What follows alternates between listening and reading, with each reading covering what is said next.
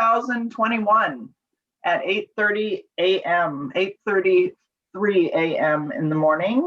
The information for citizens who would like to make public comments is on the COG website. So let's do our initial roll call. I'll start with Malibu. Aaron Farrer here. Hidden Hills. Stuart Siegel here. Agoura Hills. Denis Weber here. Calabasas. Alicia Weintraub here. And last, Westlake Village, myself. I need a motion to approve today's agenda. So moved. approved by Stuart. Second by Second Alicia. by Denis. Okay. Did you get that, Terry? Yes, I did. Thank you. Okay. Another roll call, beginning with Malibu. Yes. Hidden Hills. Yes. Agoura Hills. Yes. Calabasas. Yes. And Westlake Village, yes. Agenda approved 5-0. Mr. Dipple, do we have any members of the public who would like to comment? We're in the public comment period now. I have not received an email or any kind of voicemail regarding any public comment, but I guess I would ask if there's anyone on the line or on the meeting that would like to make a public comment. Yes, if so, please raise your hand on the Zoom call and we'll give you a couple seconds. I don't see anybody. Stephen, Okay. Stephen, did you want to say something? No, okay. Oh, no, just to say Happy New Year, everybody, and it's good to see friendly faces again. Okay, so we have no public comments this morning. So this brings us to the election of officers for the 2021 COG year, which I will turn it over to Mr. Dipple to manage this. Thank you. As the governing board is aware, the COG amended and restated the joint powers agreement last year, was approved by the board and subsequently confirmed by all of the cities. The amended and restated JPA agreement states that the governing board representatives shall be elected annually to the position of president, and a different governing board member shall be elected to the position of vice president of the governing board at the first regular meeting of the board held in January of each calendar year as directed. The terms of office of the president and vice president shall commence immediately following the elections and expire immediately following the election, which are concluded at the first regular meeting of the governing board held in January of the following calendar year. As all of you know, the city of Agoura Hills continues to serve as the COG treasurer, which I greatly appreciated, and I know the governing board does also. So at this time, I would open the nominations for president of the COG. I'd like to nominate Kelly Honig from Westlake Village. And Denis Weber from Agoura Hills will second the nomination. Thank you. Are there any other nominations? If not, the nominations are closed and I will do a roll call vote. Karen Farrer. Yes. Stuart Siegel. Yes. Denis Weber. Aye. Alicia Weintraub. Aye. Vice President Honig. Yes. Thank you. Congratulations. Yay. Thank you, everyone. Congratulations.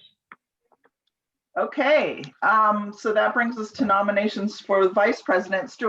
Terry, do you mind if I say No, yeah, before you do this one? I do have a nomination. So in the rotation, Malibu is next, traditionally next after Westlake Village in the rotation of board members. I know in the past, we haven't had Malibu assume a board position because of the location. In other words, members of the COG didn't want to drive to Malibu for meetings. So one of my goals this year was to get Malibu back into the game as leaders on the board. And in discussions with Terry, we thought we would like to do that, bring Malibu into their traditional rotation. And as a compromise for the distance driving that would be necessary, I contacted the water district, the Las Virgenes Municipal Water District on West Virgenes Road, and they've kindly offered to allow the COG to use their board room during the year that Malibu would be president, which would be 2022. So we can schedule all our COG meetings at the water district, which is in a very central location for all of us. So I thought that was a good compromise. And with that, I'd like to nominate Karen Fair for vice president of the COG. I'll second that.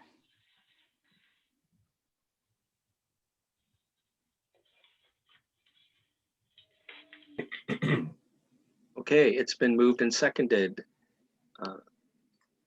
If there's no further nominations, I'll close the nominations and roll call. Let's see, Stuart Siegel, Yes. Denis Weber, Aye. President-elect Honig, Aye. I guess president, and Karen Fair. Yes. Get to vote for yourself. Oh, and Calabasas too. Did we forget And them? Alicia, I'm sorry. Aye. I want to Well, just thank Kelly for making that, asking the water district for thinking outside the box and making that possible. You're welcome. Thanks to Terry too. We brainstormed together. It's a nice room. It's a good location. It's easy to get to for all of us. So. Okay, that Okay. concludes the election of president and vice president. Congratulations. Thank you, everybody. This brings us to the consent calendar. So unless someone has an item on the consent calendar that they would like to pull, I need a motion to approve the consent calendar. Denis Weber, so moved. Second by Stuart. Roll call, please. I'll do it. Malibu, Yes. Hidden Hills, Yes. Agoura Hills, Yes. Calabasas, Yes. and Westlake Village, yes. Consent calendar is approved 5-0. And that brings us to our information items. Mr. Dipple? We have a presentation on SCAG Sustainable Communities.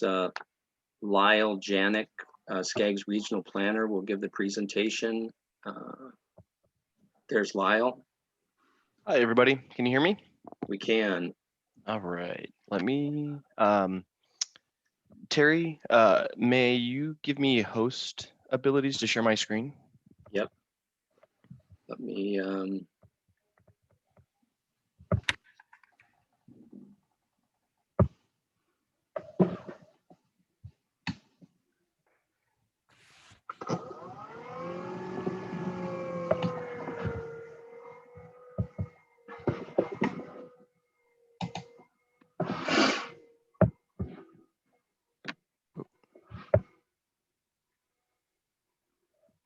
did that work? I think it made you share your screen. Made me share my screen, which is always embarrassing.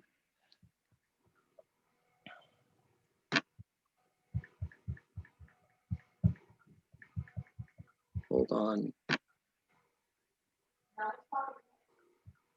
Let's see.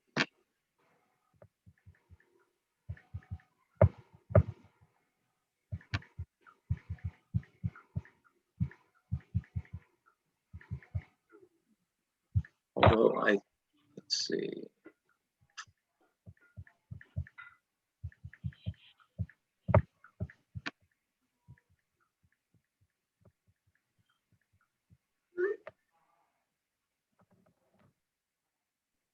There we go. Okay. I just have a quick presentation here. Let me hit slide show for you. All right. Can everybody see the screen? Yes. All right, perfect. Good morning, everyone. My name is Lyle Janisek. I am a associate regional planner at SCAG, working in the sustainability department, and we have a great opportunity for all of our jurisdictions that is currently open. Today, I'll be presenting on the Housing and Sustainable Development Guidelines and Call for Applications. So a little bit of background, the Regional Early Action Planning Program, or REAP, has allowed SCAG to establish a housing program that provides various opportunities to integrate policy recommendations of Connect SoCal and the Sustainable Community Strategy. It is broken down into 3 program areas: partnerships and outreach, regional policy solutions, and SCS integration. The Sustainable Communities program falls under the SCS integration umbrella, which leads us to today's discussion item, the Housing and Sustainable Communities Call for Applications. There are various goals outlined in the Sustainable Communities program. As you can see on the screen, we have providing planning resources, promoting and addressing health and equity, reducing VHT and GMG emissions, supporting the implementation of key strategies and goals of Connect SoCal, supporting Connect SoCal's key connections, supporting a resilient region, as well as ensuring the region's competitiveness for federal and state funds. There are specific goals for the Housing and Sustainable Communities program, which is providing multiple opportunities to seek funding and resources to meet the needs of communities, address recovery and resiliency strategies considering COVID-19, as well as supporting regional goals. Hey, Lyle, Go ahead. Could I just jump in and do a little clarification? I want to clarify for the governing board that the presentation that Lyle's making is for individual cities if they wish to participate. This should not be confused with the proposed REAP project that I proposed to the governing board back in November, which the governing board elected not to go forward with. So I just wanted to emphasize the fact that this program that you're offering would be individual help for the COG cities and not, it's not a proposed COG project. Correct. Yep. Okay. These are for individual jurisdictions who have specific project ideas for their communities. And so I email which I'll forward you for the, oops, oh, there we go. For example, this call for applications, which individual jurisdictions can apply for, we have 3 project types. We have advancing accessory dwelling units, which focuses on updating or implementing ADU projects. These could vary in scale. What we're really looking for is if a city wanted to have an ADU program where they had pre-selected and pre-approved accessory dwelling unit prototypes. The city could use these types of funding to work with a consultant, and they could develop a program for community members to apply for specific ADUs, essentially streamlining the implementation process. And that's not just the only project type that could be funded through project type 1. But essentially what SCAG's role would be is we are providing technical assistance. So what would happen in this situation is a city would apply for a project type. The application is on our website, and I can forward that to Terry to send out to you all. The jurisdiction would apply for it in May, or excuse me, in the upcoming month. We would be evaluating these applications. Once selected, the city and SCAG will work together to develop a scope of work. SCAG will do procurement. We will handle all the invoicing and billing. Essentially, once a consultant is selected, they will work with the city, and then SCAG would handle all of the billing and resources such as that. The second project type is housing sustainability districts, workforce housing opportunity zones, and housing supportive tax increment financing districts.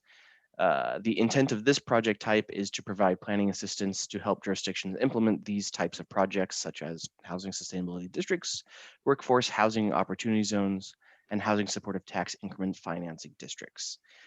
These help implement AB 73 through the use of incentives to local governments to create housing on infill sites near public transportation, which also include conducting fair housing analyses, identifying potential areas for affordable housing, and developing equity-based housing solutions and programs for individual jurisdictions. Lastly, the third project type is objective development standards for streamlined housing. pro-housing designation, and parking innovation programs.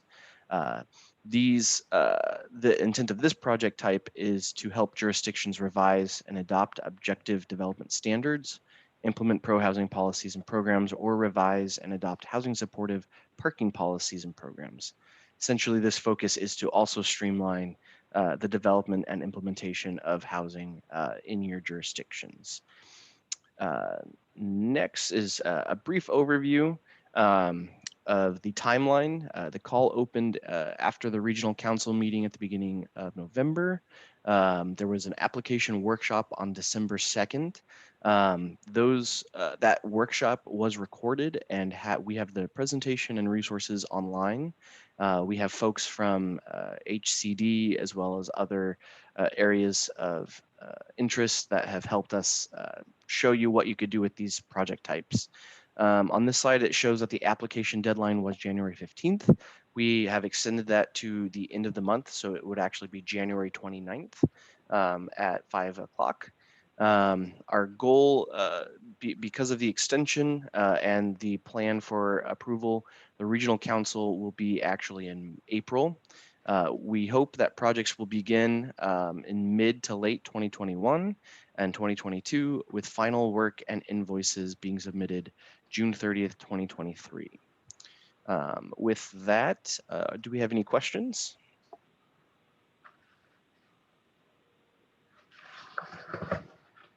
Doesn't appear to be any questions, but I appreciate your time, Lyle. Thank you very much. Of course, and if there is anything after the fact, feel free to reach out to me. I'd be happy to answer or address any questions for you folks. Thank you, Lyle. Yep, thank you. I will stop sharing my screen. There you go. Thanks, Lyle. Yep. Thank you, Lyle. Okay, next we are on the Executive Director's Report. Mr. Dipple. Thank you. There's a couple of things I want to highlight. Let me just get to that.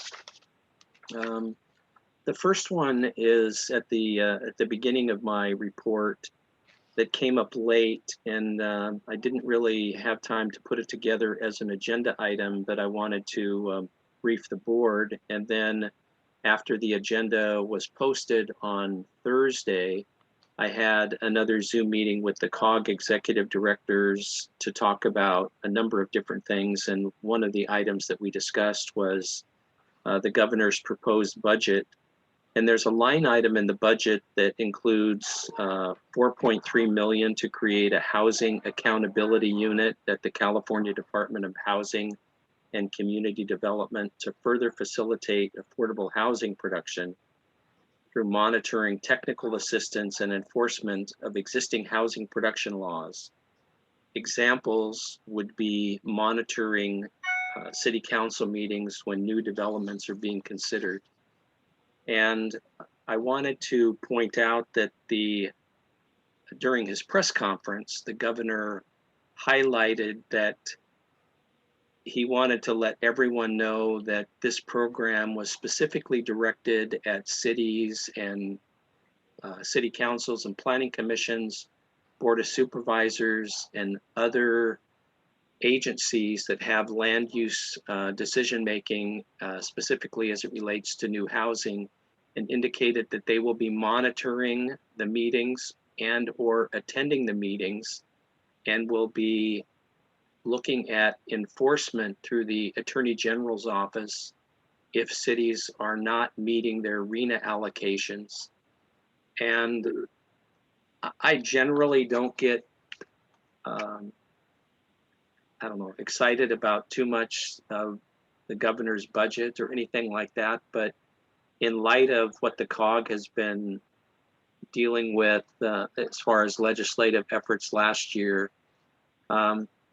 and with the encouragement of the other COG executive directors, I just wanted to alert you to this. Maybe, although it's not an agenda item, it could be put on the agenda for discussion today as an urgency item if you wanted to send a letter, or if you just want me to monitor it and come back and work with Kelly on something, I'd be happy to do that. But I just wanted to let you know that this seems to be kind of a far-reaching effort by the governor's office and HCD to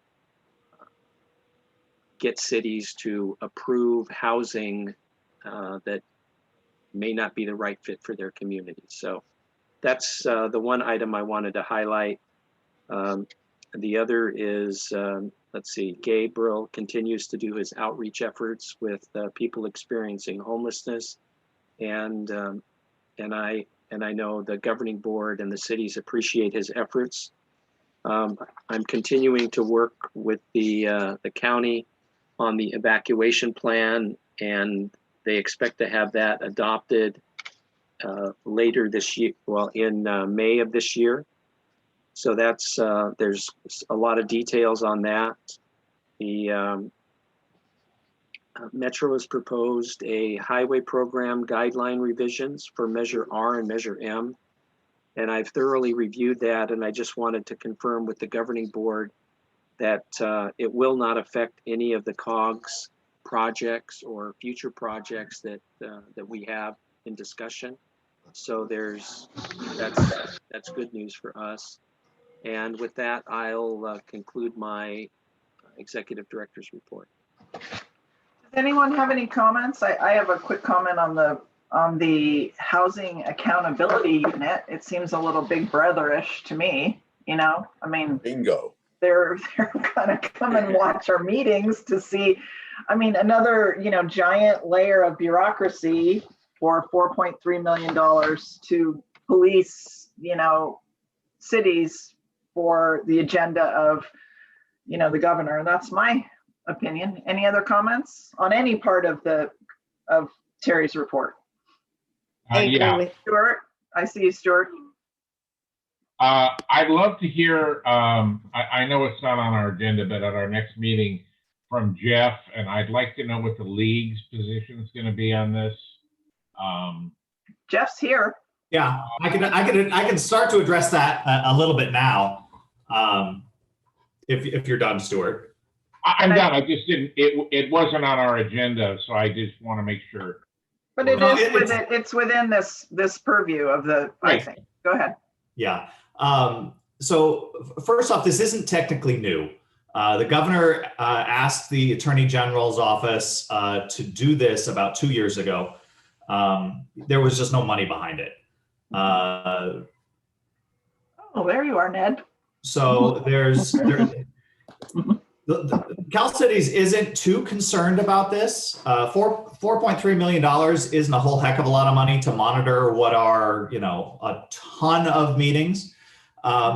We believe that this is really going to be focused on, you know, not to call them out, but the Huntington Beaches of the world who are absolutely refusing to build housing and comply with state law. We believe that about 99% of cities in California are following the law and would not garner the scrutiny of this agency or this new set of staff. So they did discuss. Obviously, we had our policy committees last week, and they did discuss this. And they decided to sort of see where this landed in the legislature and see how that it proceeded. I will say that we do have a letter that we sent to the governor's office about the budget, and we're copying all of our legislators. We're going to turn that around in a sample letter form and get it out to cities. I believe hopefully today or tomorrow. It should be early this week. And I have not seen that letter yet. I don't know if this is part of it. But this early in the budget process, we haven't decided to be that vocal in opposing this. Again, because we believe 99% of cities are following the law and would not come under any scrutiny here. Well, my comment is, I think you're being very naive. And I think the league is being naive. This is just the start. This is just a toe in the door. So if you think that they're going to start and stop with Huntington Beach, it's just the beginning. It's just that thirst for power. And I personally am disappointed that the league doesn't recognize this and think that they can just point at Huntington Beach and think they're not eventually going to be pointing at the other COG cities here. I would agree with you. This is the camel's nose under the tent. This is the first step in things like this. And I know you think the Soviet Union is dead, but evidently it's not. Things like this is just, it's an outrageous action to have some sit in your midst, and there's got to be a fear of a planning commission or a council. I mean, well, gosh, we have an interloper in our midst that's going to really take names. It's outrageous, I think. That's just my feelings. I Alicia, agree And I'm with not the very same. candid, as you know. Thank you, Dennis. I Yeah, agree no, with what's already So we been can, said. so the guy, so he'll shut down restaurants, outdoor seating, and then stick his little operatives in the city council meetings and planning commission meetings. Nice. Yeah, I appreciate all this feedback. I'll definitely, I've been vocal about this because I've already heard about this from other COGs and my cities. I have been talking about this with our lobbyists, with the rest of the regional managers across the state. So I definitely hear what you're saying, and I'm taking it back as best I can to the rest of the league. Malibu, Karen, did you have any comments? No, I want to thank you all. I agree with you. And look, at each of us are having discussions, or at least I can tell you Malibu is, about how to address these issues. But yeah, I agree. And I thank you, Stuart, for summing it up that way. So I'm hearing, that all 5 cities are in opposition to this housing accountability unit, is what they're calling it. Would the COG cities be interested in a letter to the governor Yes. opposing this this plan? I mean, it seems like it's a done deal, but I think don't we know. should be on the record opposing it. yeah.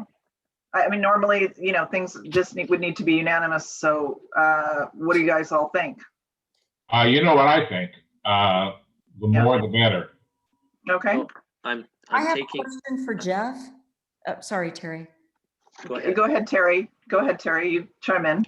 Well, I was just going to say that I would think that if I understood correctly, Stuart was making a motion to put it on the agenda as an urgency item because it came up after the posting. And so I was just wanting to confirm that before there was further discussion about writing a letter. Stuart? Absolutely. I suspect the clock is running. If we wait for another meeting, it's going to be 30 more days. I say we strike while the iron is hot. Right, Dennis? Well, I would agree. And I think I get the sense that I think my council would feel the same way about this type of action. Ned, are you, for our city, are you good with this? Yeah, I certainly am. Okay. Alicia, Karen, yes? Okay, so that's 5, Terry. Thank you, Stuart.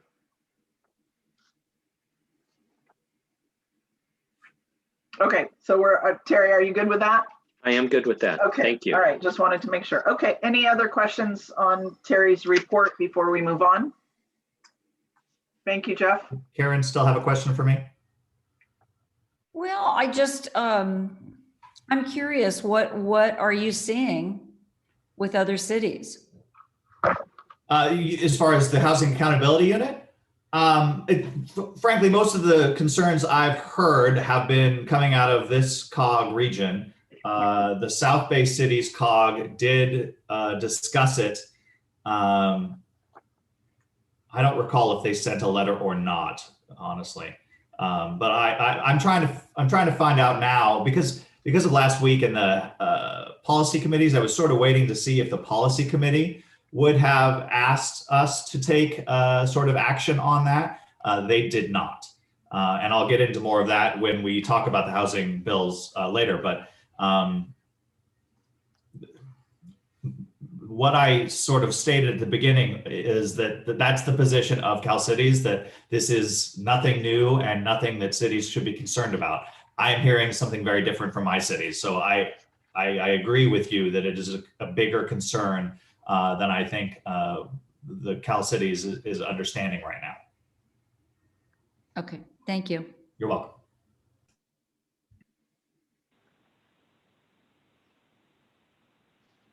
Anything else before we move on? Thank you. Okay, so this brings us to the reports from the member cities. Let's start with Agoura. Nathan, are you there? There you are. I am. Good morning and Happy New Year to everybody.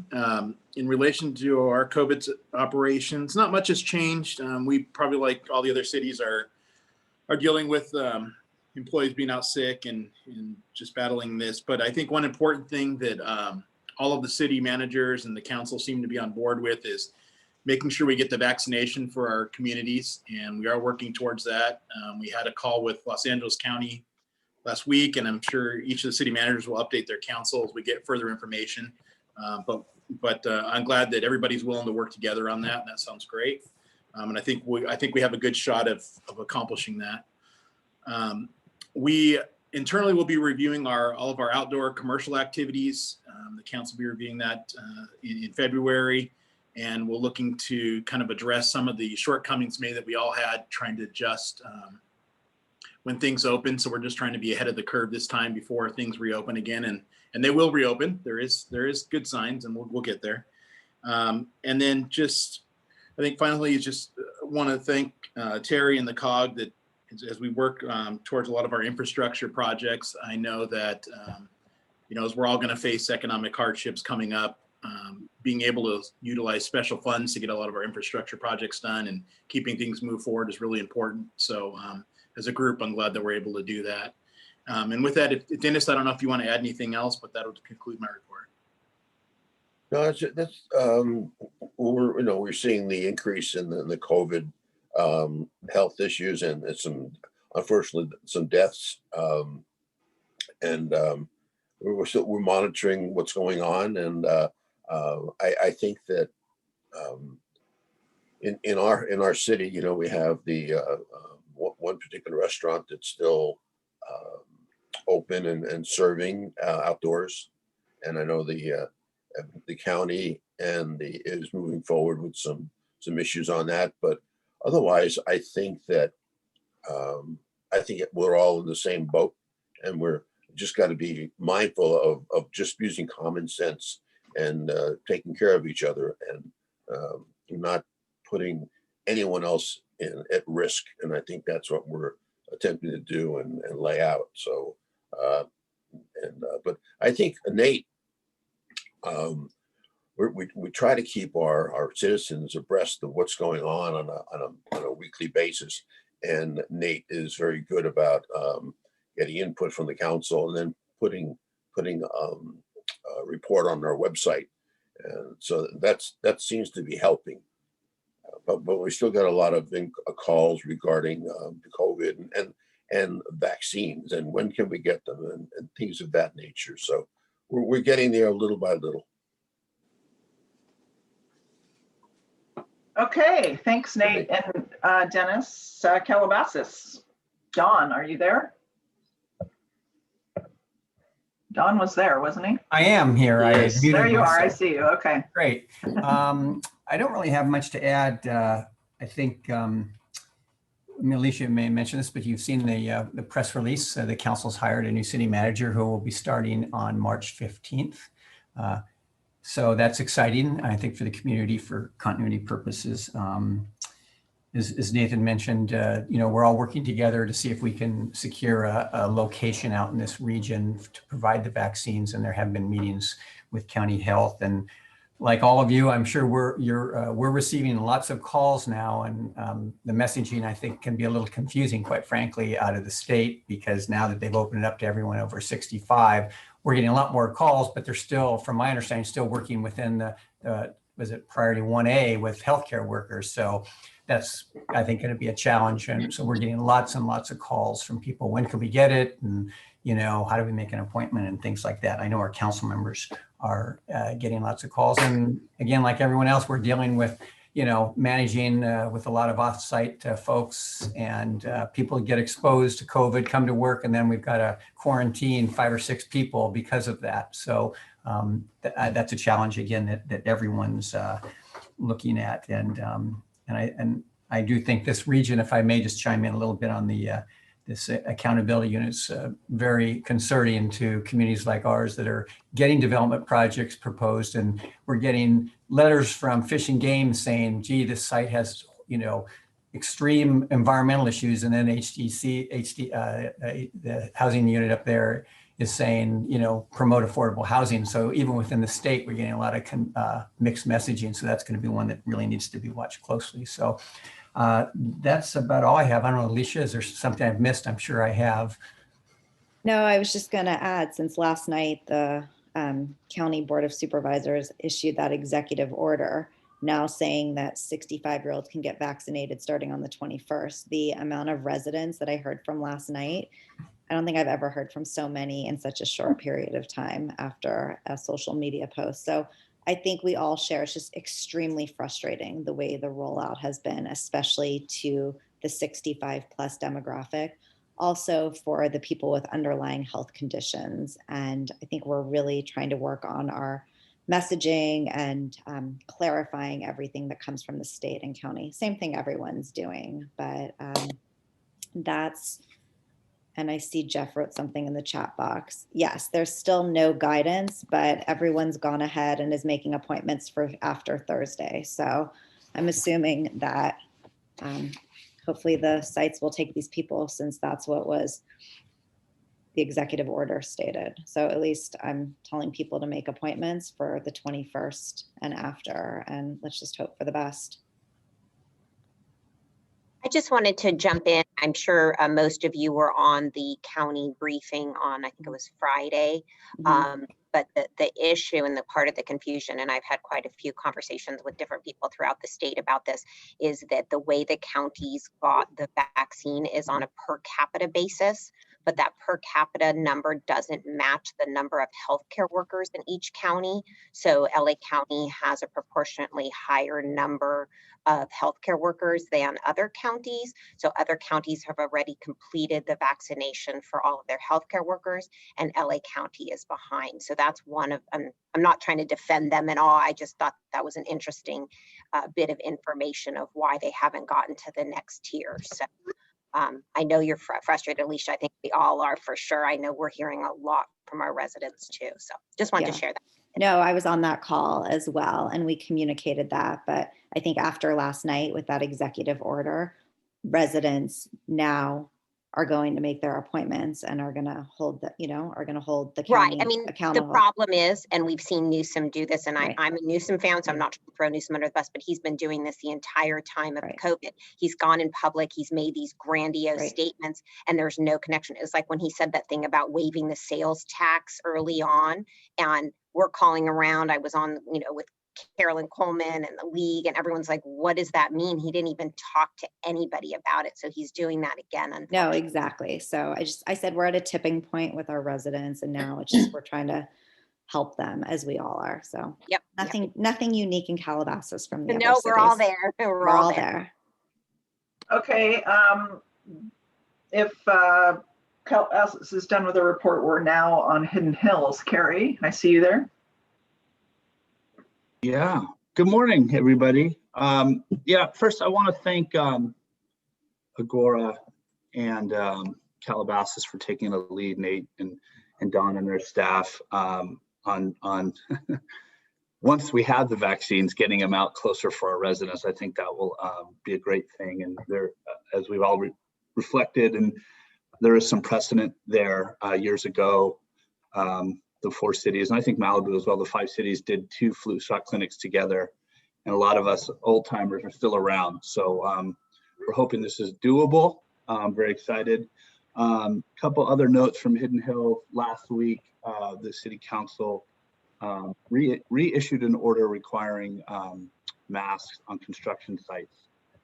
This is something we had done at the beginning of the pandemic, and sort of as things got better, it lapsed, but things aren't better anymore. So we brought it back, but and really working hard with the Sheriff's Department and some staff to enforce it. We've got some good compliance. We've got a couple people who are getting difficult. We'll see where that goes. And then lastly, appreciated the discussion regarding the governor's accountability unit. This is something that, as you all know, Hidden Hills is very involved in, and has been having discussions early on about not only that, but some of the upcoming housing legislation. So glad to hear everyone's involved. Stuart or Laura, do you have anything to add? I was going to chime in. I also have been deluged with calls regarding getting a flu shot, a COVID shot, and I think maybe Tessa could chime in a little bit. But the question I'm getting is that people find the link, and the first question is, are you a healthcare worker? The appointments are all well beyond the date that the county board of supervisors has said that 65 and older are eligible. I'm just advising people, if they're going to get an appointment, and if it's after the 21st, to just do whatever you have to do, because clearly it's going to take the powers that be a day or two or three to get their websites up to date with the current information. So going out on a limb like that, I was inviting Tessa to see if she had a comment about that. Hi, everyone. It's Tessa. Yes, this has been a very challenging time. We too are getting, hundreds of calls. You are correct that residents 65 and over can begin to schedule appointments, but unfortunately, I'm not at liberty to say the details are not out yet. There will be call centers set up and people can sign up on the website. I just don't have details that I can share, but I do encourage all of you to participate in the vaccine town hall, which is taking place tonight. Have you seen that link, or do you need me to send it to you? We have it. I imagine that by this evening, we will have a lot of the details worked out, and I promise to email all of you information as soon as I get it. Thank you, Tessa, very much. Sure. Laura, anybody else? Anything? Thanks for asking, but no, I don't have anything else. Okay, thanks, Hidden Hills. Malibu, Riva. Hi, good morning, everybody. I don't have a whole lot to add other than what the other city managers have shared. Obviously, trying to figure out the vaccine thing. We have partnered at least with one of our local doctors who is in the queue to be able to administer the vaccine, but happy to partner with anybody else, over the hill if that makes sense to do it on a regional basis. Obviously, still super worried about fire weather. We had 3 fires on Thursday night, 2 structure fires on Saturday night, one of which spread to the brush. And so, I think we're all pretty on high alert for the next couple of days with these winds. And other than that, it's just another fun day in Mountain.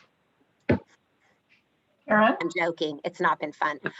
We also, I should mention that we've had a lot of visitors on the weekends and a lot of problems with car clubs and motorcycles and people congregating. And so it's kind of like whack-a-mole right now, where we've gotten them from one shopping center to the next shopping center to the next shopping center.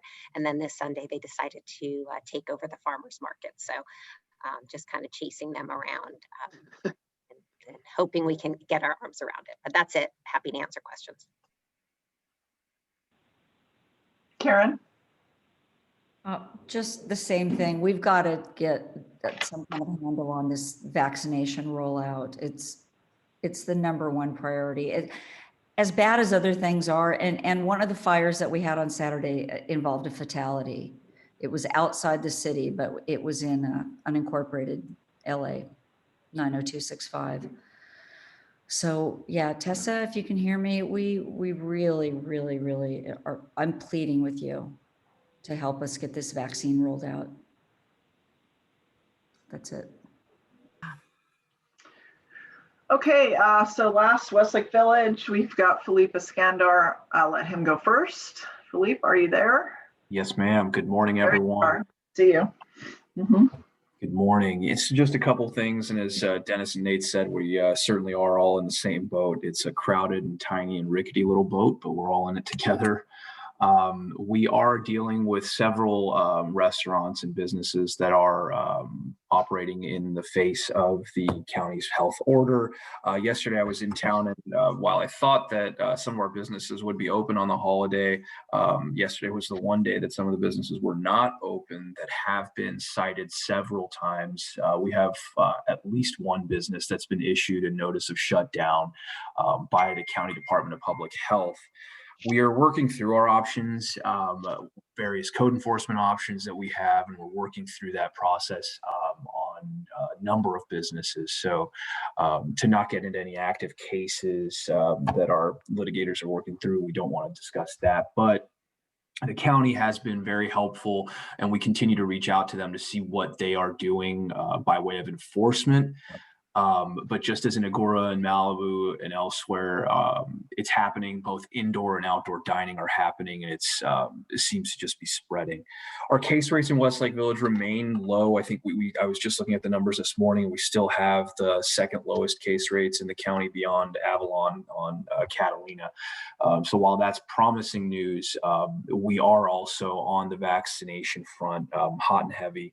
We've been in conversations with Thousand Oaks next door, and we understand that at the Goebel Senior Center, there's supposed to be a vaccination center. So for the east side of Ventura County, there should be something set up there. We're not sure yet how that will play into LA's residents, or for our residents rather. But we're monitoring that very closely. Another piece of information that we've been checking out, we've been trying to push, I'm not sure if it was discussed earlier, I didn't hear it, but the vaccinatelacounty.com website. We've been trying to get folks to really start to heed this information that's on there. However, unfortunately, it was modified significantly over the last 2 or 3 days. So the layout and such looks different and it's caused a little bit of confusion. But that website, to the county partners on the line, is incredibly helpful. The one question we do get asked quite a bit, just as others are getting though, is in regards to vaccination supply. There seems to be a lot of misinformation about supply, and that's the one piece of information that's missing from the county's website. It just says that supplies are limited. And so without real transparency on the supplies coming in and out, we will continue to be second guessed. We'll continue to be criticized on vaccination supply and rollout. So that's the one thing that we'd be interested in seeing more transparency around, is the amount of supply coming in and where it's moving around. But with that, Kelly or Ned, anything else to add? No, thank you, Philippe. Appreciate it. I just, I'll echo what Philippe said. And, of course, my question, and this is to the supervisors and Tessa and Supervisor Kuehl, is that, why did you issue the 65 plus executive order, publicize it without a plan? We're having everyone, I don't need to repeat what everyone else has said here, but nobody's got any answers, but now it's out there and it's a real headache for all of our cities, and of course of great concern for our residents and us. Ned, anything to add? No. Patience is still a virtue. Yeah, but a plan would be good. Yeah, and yeah, John Wooden said, "Without a plan, you plan to fail." So. Okay, thanks, Ned. Anything else? That's all the cities. So, Terry, this brings us to our action items for the day. Thank you, Madam President. The first item is item 6A, which is a preview of 2021 housing legislation.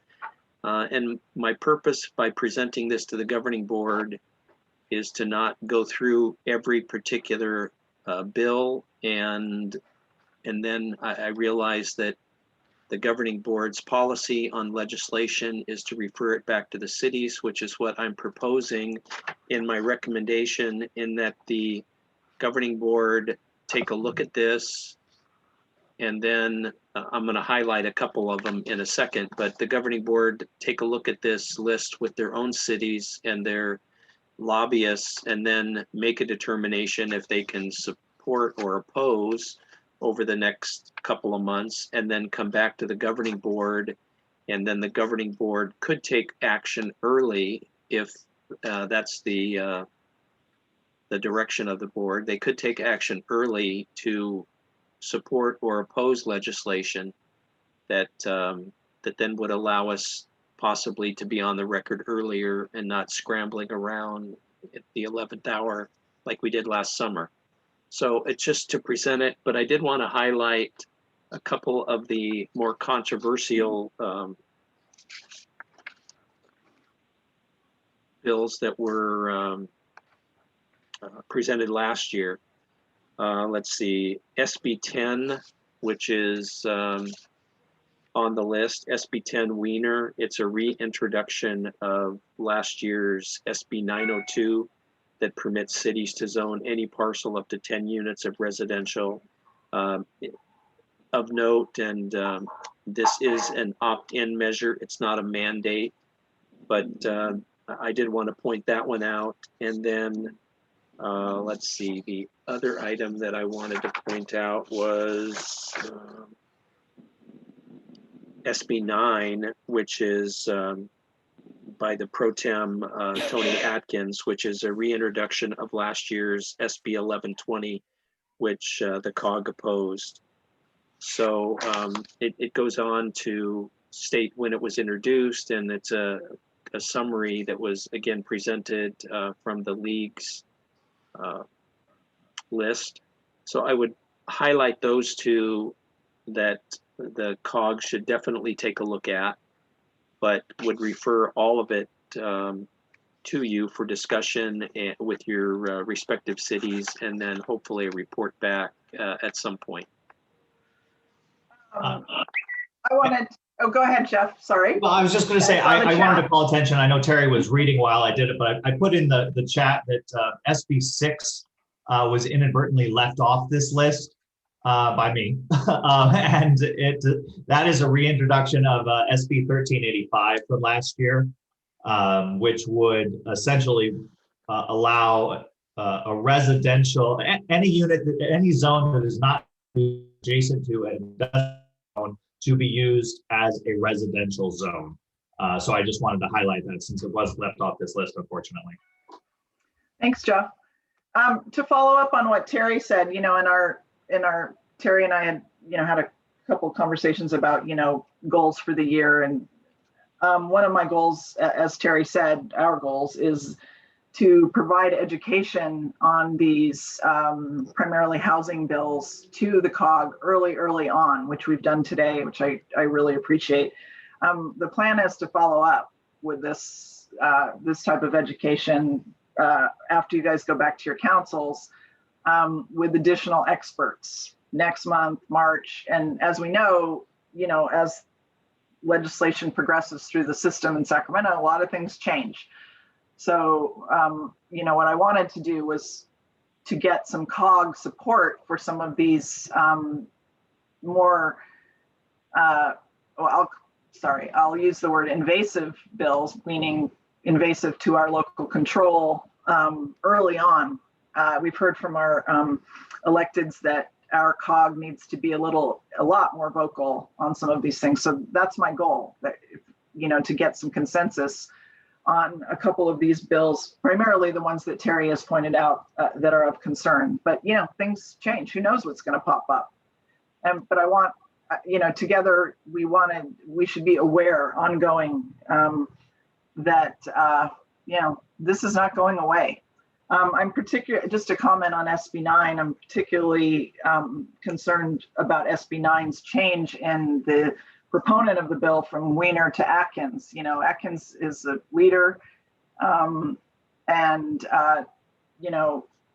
me that signal, Scott Wiener's a pretty controversial guy. I don't know, Jeff might disagree with this, but To me, that's, go ahead. Were you? No, I'm just saying that's not new. This was an Atkins bill last year. I thought SB9 was Scott Wiener. No, it's 1120, Atkins bill. 1120 was Scott Wiener, right? No, it was Atkins. It was Atkins? Oh, Yeah. okay. That's Sorry, why never mind. That's why we always said it was going to pass. Okay, yeah, well, I mean, that was my comment, you know, like Atkins is a leader, Scott Wiener is much more controversial. You know, to me, that's a signal. Atkins is signaling his colleagues. I mean, she is signaling her colleagues to say, yeah, we need to get this done. She's a much more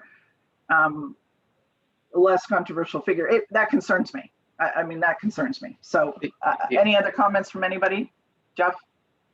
The other thing that I would point out is that this is just the beginning. As Jeff is familiar, I mean, this is just the beginning of the legislative session, and I'm sure that there's going to be a lot more housing bills coming or being introduced. And I'm not trying to overburden the governing board or the respective cities, or your respective cities, but it would be nice just to kind of get a handle on some of these that we could look at seriously in the coming meetings. And as Kelly mentioned, I'm going to try, we discussed, and I'm going to try and have possibly one of the lobbyists that we previously spoken with, it's not to get the COG to hire a lobbyist, but just to get somebody for 15 or 20 minutes to give us some free time to highlight some of the bills and the process.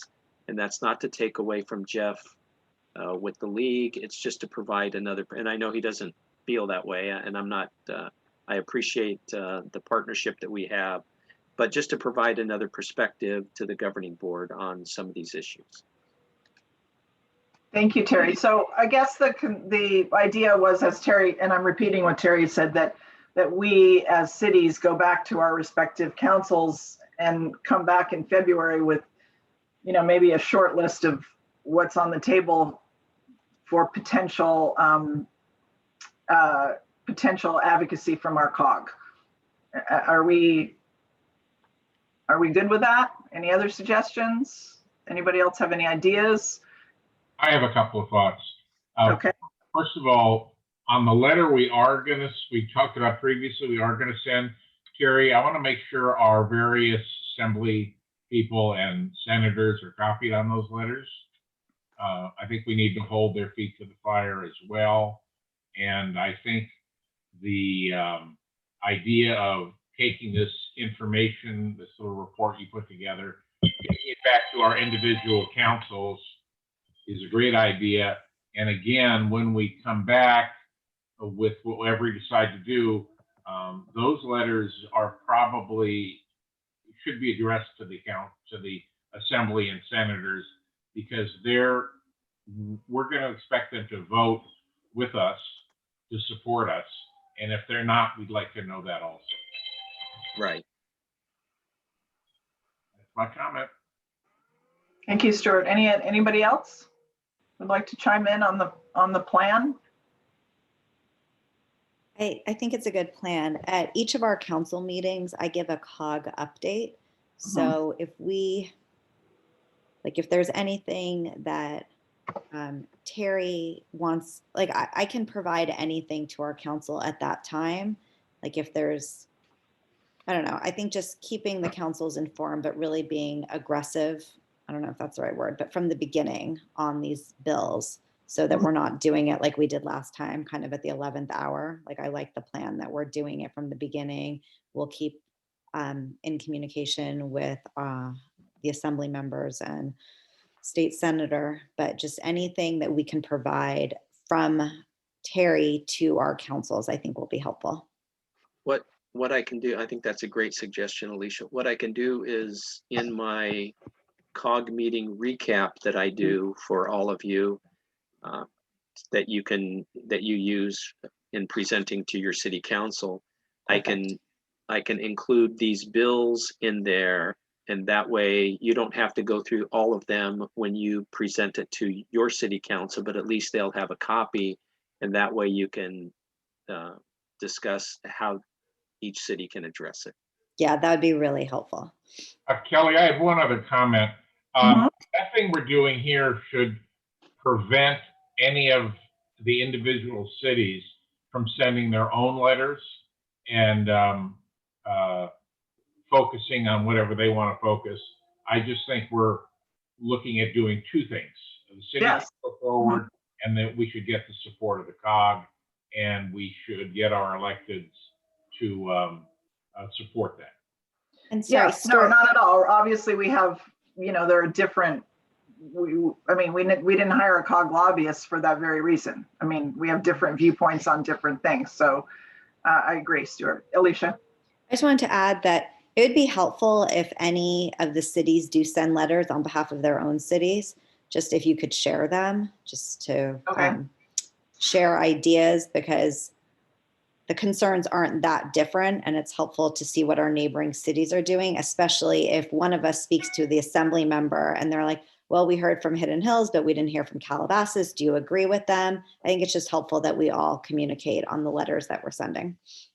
Agreed. And I think that, we should, letters that come from the COG should go, as Stuart had said, to all our elected. We don't share state senators, assembly members. Westlake has completely different assembly members, and but they all have to work together. And that was our goal. Meaning when Terry and I first discussed this, was that there's strength in numbers. We want to make our COG a lot more influential.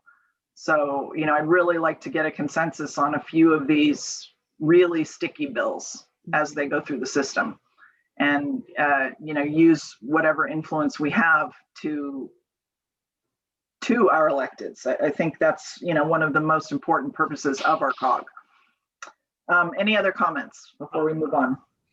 I would only ask that you also please send those letters, whichever letters you do, to me as well. I can see that Cal City is going down one path, the COG may be going down another, and I want to make sure that I have the ability to give your voice and your letters to the Cal City staff and make sure that they understand just how opposed you are all to these bills. Yes, thank you, Jeff. And thank you very much to Jeff for preparing the summary. It's very helpful.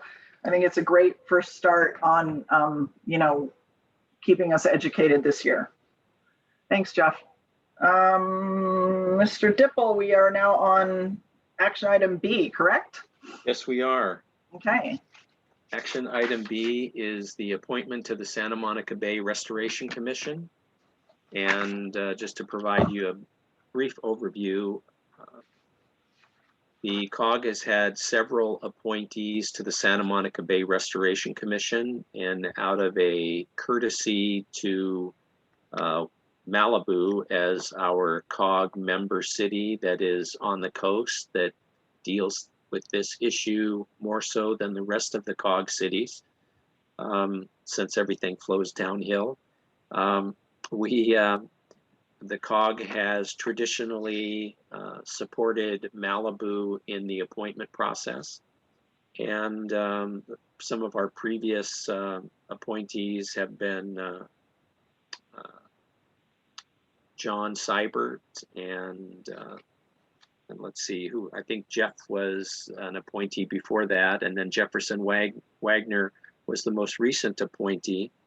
The COG is the authorized board to appoint to the Santa Monica Bay Restoration Commission, and Mayor Mikey Pearson from Malibu has requested the appointment to represent the COG. And so that's the recommendation, and there's plenty of background information on how the Santa Monica Bay Restoration Commission was established back in 2002 and what it does. I won't go into all that, just the issue right now is the appointment of Mayor Pearson. So that's my recommendation. Any comments? Two things. I just want to say that Mikey let me know he had to leave to go to another meeting. But I know that he's honored and excited to take this on.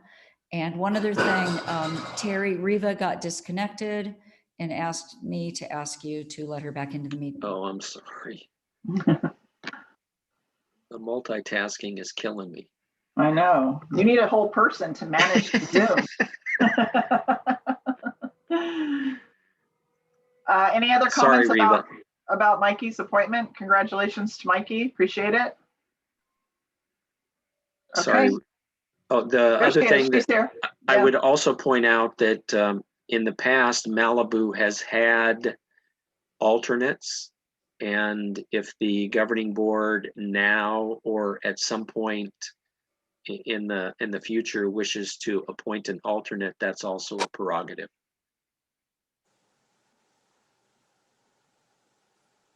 I would suggest we deal with that in the future if necessary. Sounds good. Thank you. Okay, Mr. Dipple, this brings us to our updates from our agencies and public safety people, correct? It does. Okay. And I don't know who you want to have go first. So, Captain yep. Becerra. There he is. Hi, Chuck. Hello, everybody. So I won't beat up the vaccination. I think you guys have all dealt with that. It is frustrating, but I know it's being rolled out to the station. I guess about a third of our station have already received the vaccine for the first part. And I think we're going to get the second dose in about 2 weeks, give or take. And then I think the entire station will be finished, I don't know, by mid-February, give or take. At least that's what my superiors are telling me. I don't know what reality is, but we'll find out. The inauguration. So our DOC is activated right now. All our teams are on standby, but they're not requesting the teams. So what happens is sometimes they stage the teams downtown or in strategic areas, and they're not asking for that. They're not mobilizing the teams, for lack of better terms. In anticipation of this, I put our station at full deployment. So everybody that can work is working right now. Everybody that can put on a uniform is in uniform right now. And then this on top of red flag, we even have more people. So every time, of course, red flag is out, I augment the staff to go out and patrol the area. So we have a lot of deputies in the field right now. Spoken to our Freihoff, the TO, Chief of Police, and Captain Ford from CHP, and Drew. We're always in communication, talking about the plans and so forth. And it seems like, I mean, this is why I actually love California. 2 days ago, it was 90 degrees, and right now it's cold outside. I'm just looking out my windows. It feels pretty good. But let's see here. Minus that, that is all I have. Any questions? Captain, Stuart, I got a question. Where did your third of your staff get their COVID shots? Here at the station. So I'm not sure which, honestly, I'm not sure which county agency, but they sent out a slew of people to our station here to get it. And it was done in advance. Makes sense. It wasn't like we just were waiting in line. We had to register for the vaccination, go through a little process, and then wait our turn. So just so I'm clear, so 2/3 of the sheriff's department at Lost Hills has not been able to be scheduled for an inoculation yet. Yes. And correct. you're waiting like everybody else. Yes. Okay, seems wrong to me, but okay. Oh, and that's another thing. So I talked to Dan Stepanowski, and we're going to try to have, he's going to try to put a vaccine center at AU Wright on the 29th, 30th, to 31st to vaccinate his personnel. So I know he's attempting that. I don't know if he's working in conjunction with everybody else. I'm sure he has with Don because it is in Calabasas. But that's our only involvement so far on mass vaccine sites. That's all I got. Thank you, Chuck. See LA County Fire, Megan or Chief? Good Hey, morning, Megan. everyone. Chief Smith had some urgent business to attend to, so I can give an update this morning. I'm sure you all already know there's a red flag warning in effect until 10 p.m. tonight. The winds are supposed to get gradually stronger throughout the day today. So we do have augmented staffing in place through tomorrow morning. We have a strike team at Fire Station 89 in Agoura. We have an extra battalion chief on duty in the battalion, and all of the water tenders and the patrols in the area are staffed currently. And Riva mentioned earlier that there has been a lot of fire activity, not only in Malibu, but through the entire area over the past month, and all different causes. A lot of them are still under investigation, but it's structure and brush fires. There have been a lot over the past month. I think a lot of fireplace fires into the walls, things like that. People haven't used their fireplaces or like heating methods now that it's colder. There's a lot more fire, which is dangerous because, as Riva mentioned, there was a fire that started as a structure fire and went into the brush last week. So that is definitely something that we're watching. And we're supposed to get rain this weekend. Hopefully that happens. That would be amazing. In terms of COVID, so the fire department has already vaccinated over 75% of our frontline workers. And since we've done that, the fire department has seen a sharp decline in cases. It's gone from 18% infection rate to 6.5. So it has been working, and it's the first time that our data has diverged from the overall county data. So it definitely is making a difference. And we are scheduled to get the second dose soon. So the second dose will be administered to all the people that got the first dose, and they're still working on getting the rest of the department vaccinated to 100%. And that's pretty much all I have. Any questions for Megan? Thank you, Megan. Jeff. Thank you. I'm back. Just to briefly wrap up sort of everything else that's kind of going on. We are anticipating that with the President-elect Biden coming into office on Wednesday, we are hopeful that we will see state and local funding related to coronavirus coming out of the federal government sometime soon. The previous attempts at this were kind of killed by the Senate Republicans. So we're hoping now that a little less power in the hands of those folks will allow some of those funds to start flowing. Likewise, we put out a statement about the state budget saying how disappointed we were that none of those cities were sort of left off. There's no additional funds out there for cities to make up some of the losses that they've seen related to the coronavirus and the pandemic. The quote that everyone sort of grabbed a hold of with it is sort of related also to this housing thing, is that the governor's budget was all stick and no carrot. There's not a lot in there to encourage cities to do anything. Really all it is punishing them if they're doing something wrong. So that's kind of what we're working on.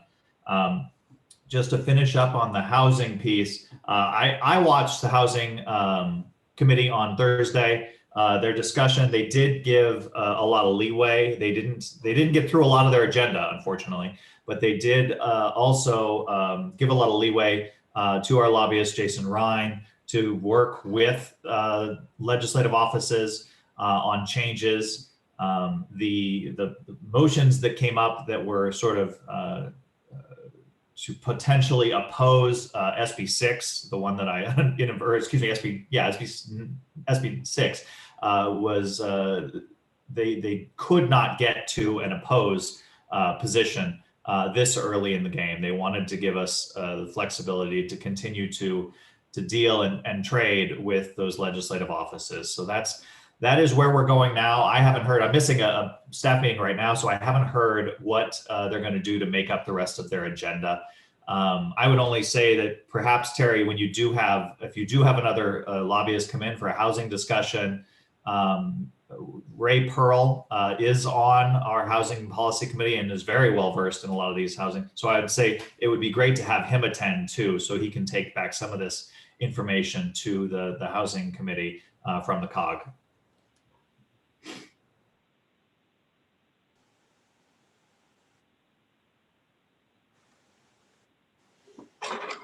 Any questions for Jeff? Oh, sorry, Terry.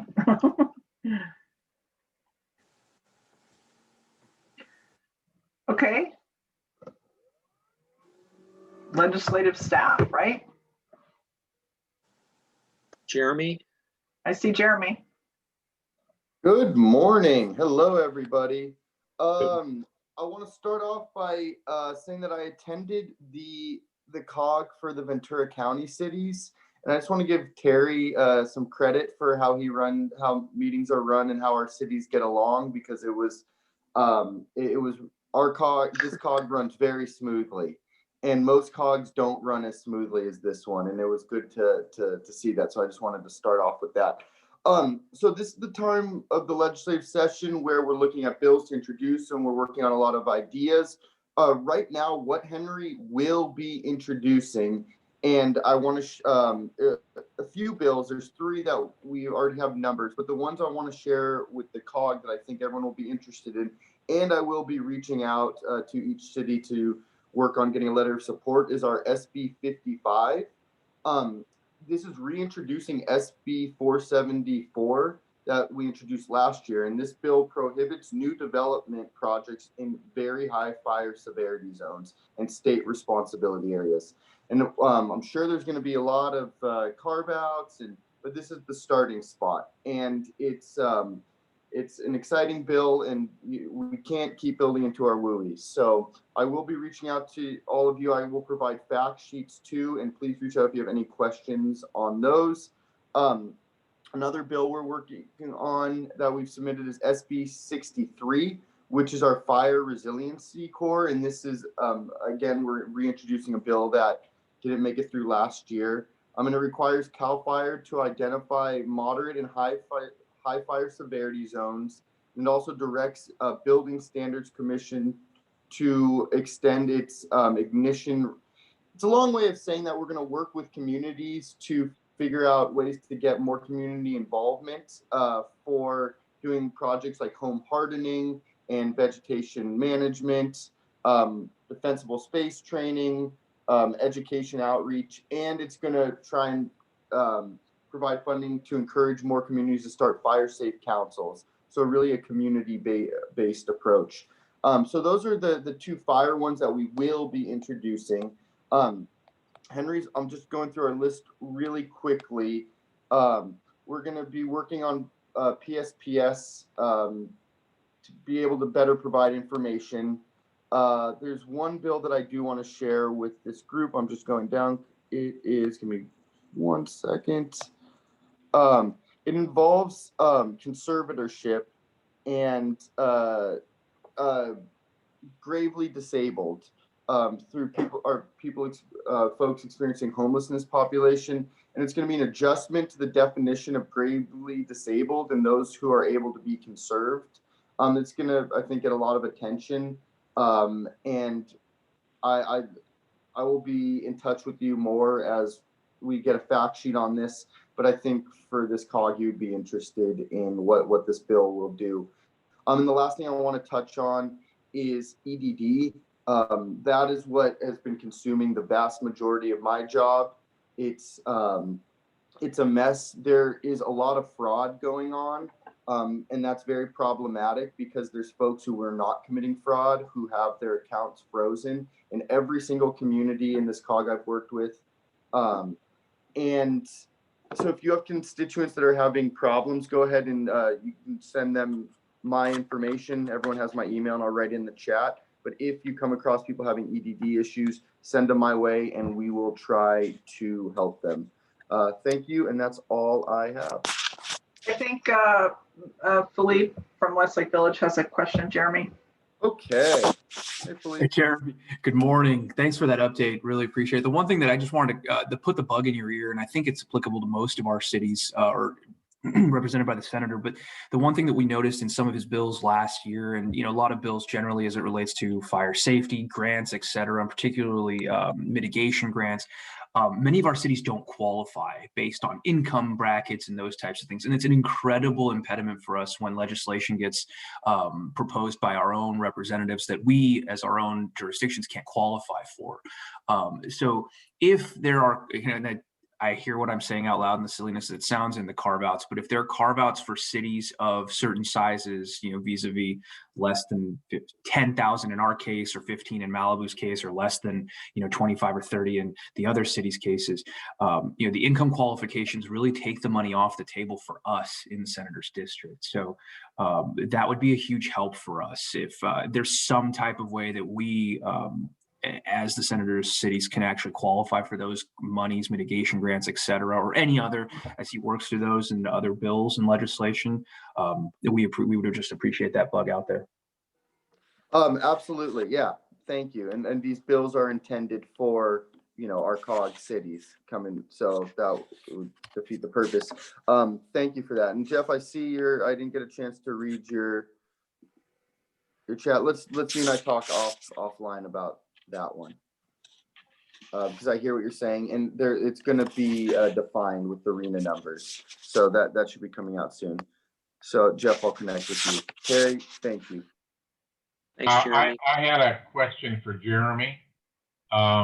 Jeremy, is there anything going on with Henry and our request to do something as far as financing undergrounding of power poles? Yes, there is.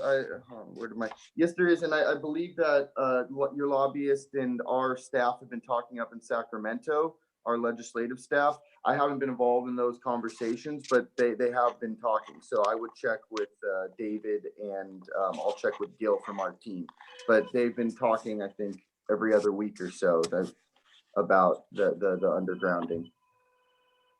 So, yeah. And I can second that. There were bills in the legislature that got pulled because of the pandemic last year. Those have been reintroduced, so we're continuing to work on that subject as well.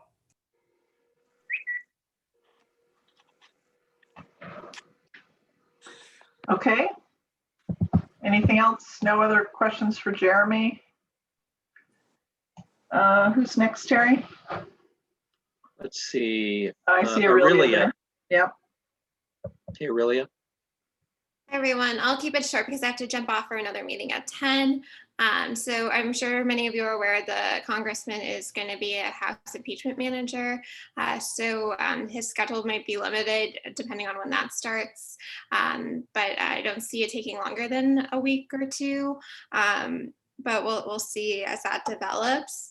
And then I also wanted to touch on things that we accomplished in the 116th Congress as kind of a summary, and touch on the stimulus bill that was passed at the end of December in anticipation for potentially more stimulus this time around. We're hopeful that state and local governments will get the funding that they deserve this time around, as well as additional stimulus money for families that are highly impacted by the pandemic. For the 116th Congress, we introduced 55 bills. We recouped about $3.2 million for constituents that had cases with our office. We addressed about 1,869 constituent-related cases, whether they come through the IRS, VA, Social Security, etc. If you're having a hard time receiving your stimulus check, the $600 one, or your constituents or residents are having that issue, if they're a CA33 resident, feel free to reach out to our office and we'll be happy to help. I know they're still rolling out, and this time they're coming kind of in the form of like checks, direct deposit, and also these like debit cards that people have been having questions about. And I've been referring people to the IRS website, which has some good information about those debit cards, and some people have been thinking those are scams. The appropriate ones are real and should be seen as the checks, and they can be deposited into your account or used in the debit card format to purchase things. And then we also co-sponsored about 771 bills and addressed over 100,000 responses in constituent mail, and attended about 855 community events. In terms of the stimulus, I know you're all well aware of the $600 that went out to those who qualify and are still kind of going out. There's a change in terms of the business-related aspect to the stimulus bill, where 501c6s are now included in those that can receive PPP funding. So your Chamber of Commerces are now eligible to apply for that loan. It also added PPE expenses and costs associated with outdoor dining as eligible and forgivable expenses under PPP. So those are really welcome changes, and we're glad to see them, as well as $15 billion for grants for live venue operators. I don't know if a lot of live venue operators are operating in your cities, but there was a push since a lot of them were left out of the last stimulus and they have had no way of generating any income. So that's also a welcome addition, and I'll take any questions.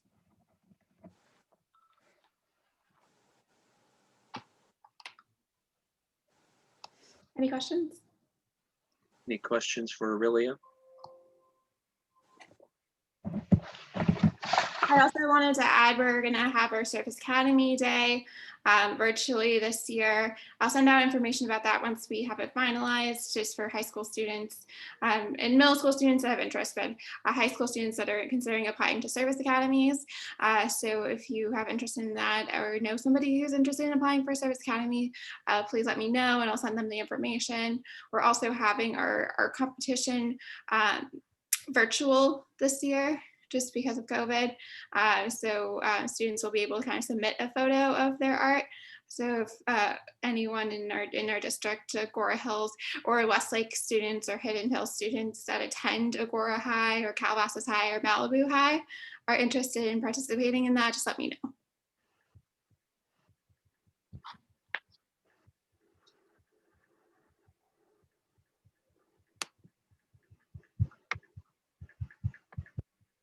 Anybody? Thank you. Thank you, Aurelia.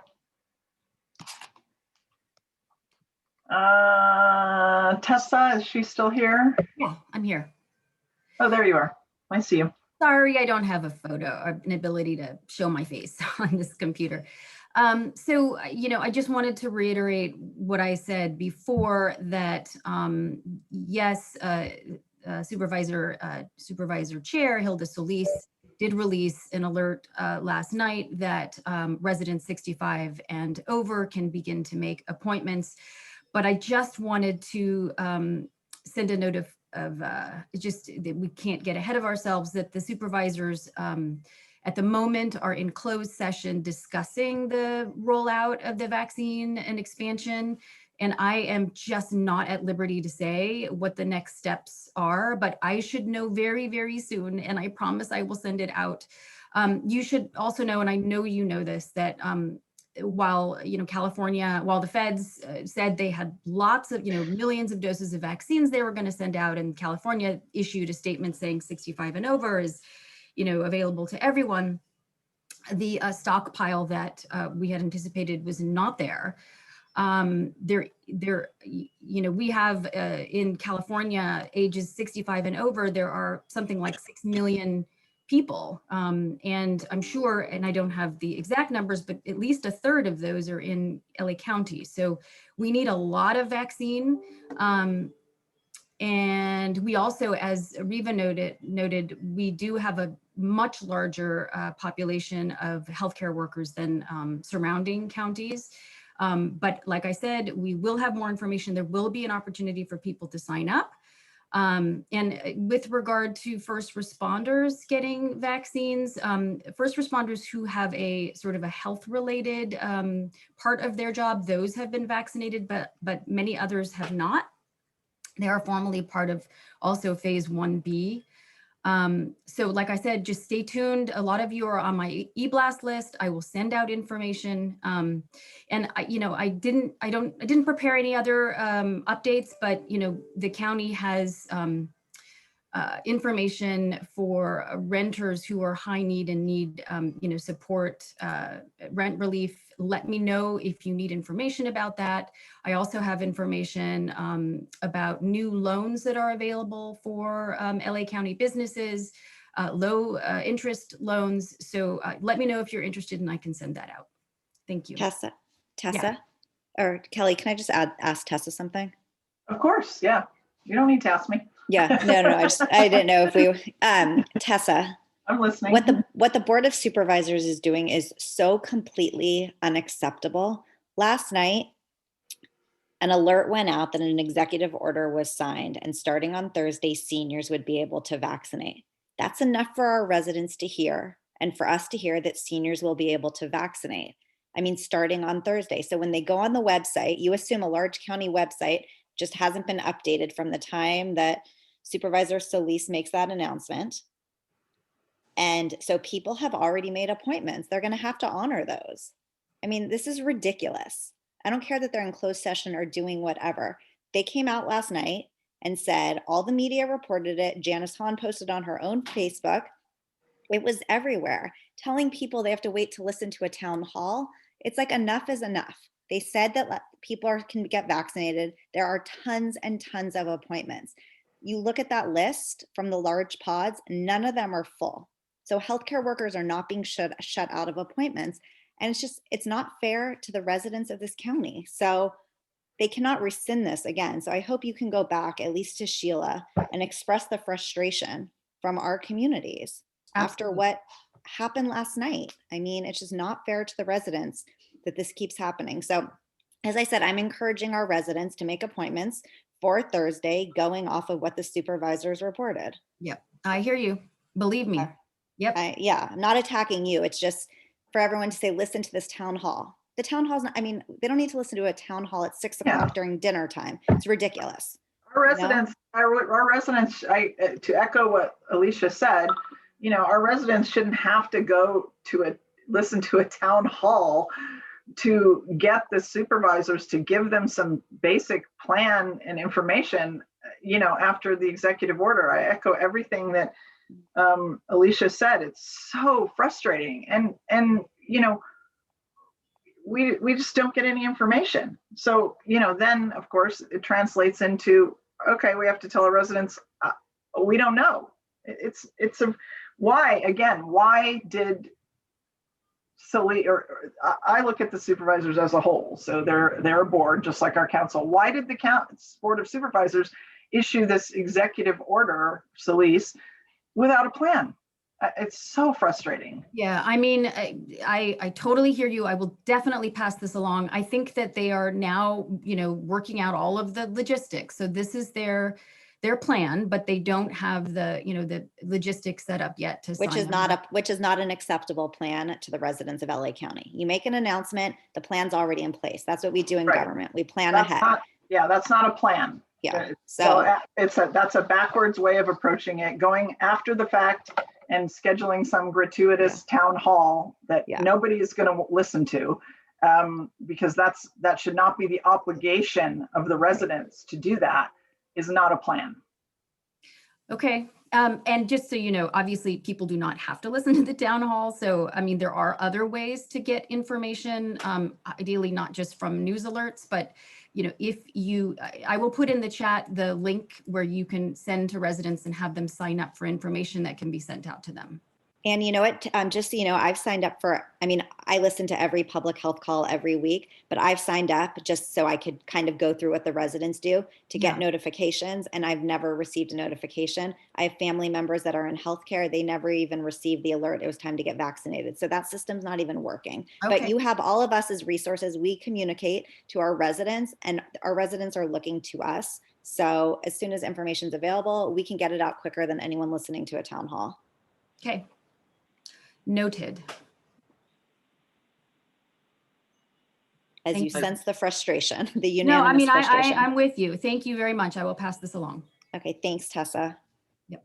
And I just want to jump in. It doesn't help when, you know, Governor Newsom, who comes out and says that California is given the most vaccines of any state. Right. Again, a man without a plan. So, you know, it's on all levels. It's on all levels of government that have just failed here. And there's no question. And I mean, the blame can go around. So I think the state definitely takes some of this too. Thank you, Jeremy. Yeah, we'll all take it. I noticed that we had, let's see, some other agency folks that hopefully don't want to comment because we are running past our time frame. But I saw that Patrick Chandler from Metro Denis from AQMD, and let's see, somebody else was online. If any of them need to report anything to us, if not, that would be good. Patrick. Thank you, Terry.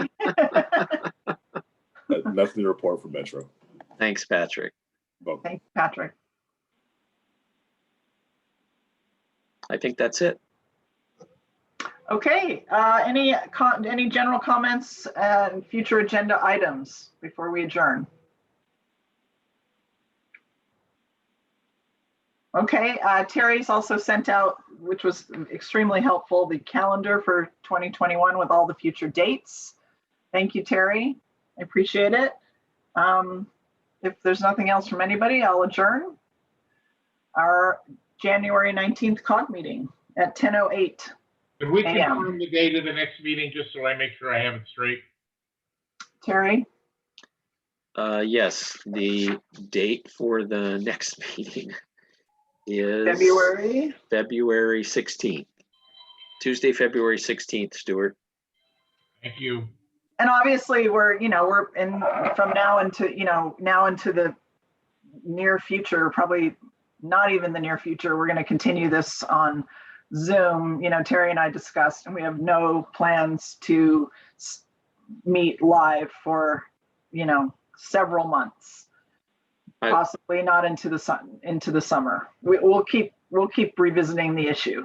Terry, yeah. I would also like to note that Chris Anstead is the new alternate from Agoura Hills, and he was kind enough to join the meeting. Hi, Chris. I apologize for not being able to get on earlier. I had a conflict as well. Okay, All well, the fun. yeah. Okay, so meeting's adjourned 10:09 a.m. Thank you, everybody. Stay safe. Thanks, Kelly. Bye. Thank you. Bye.